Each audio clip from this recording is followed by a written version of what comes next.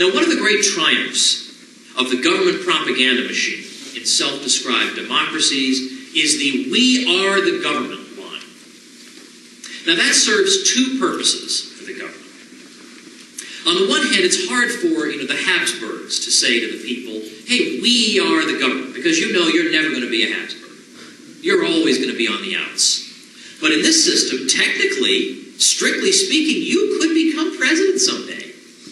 So it's all of us. We are the government. And it makes people a little more compliant, because it doesn't seem like some alien family dominates. It's us in some sense.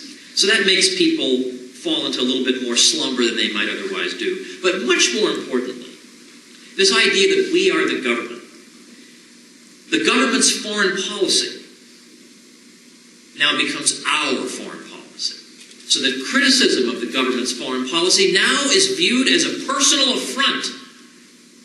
We are the government, after all, so how dare you criticize our foreign policy?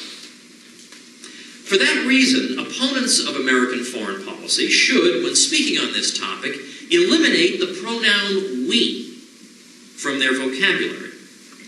We did not starve those Iraqi kids. In 2002 and 2003, we did not repeat transparent untruths about the alleged threat from a two-bit nobody whom the U.S. government's own officials had said was safely contained. We did not lay waste to an already suffering country, killing hundreds of thousands and displacing 4 million others. They did this, the American political class. We did not. What some Americans did do, though, was to make sorry excuses for their political overlords.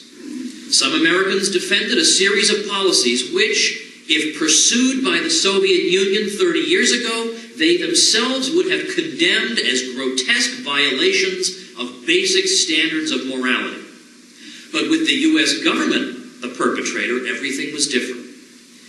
These people became as gullible on foreign policy as they accused left liberals of being on domestic policy.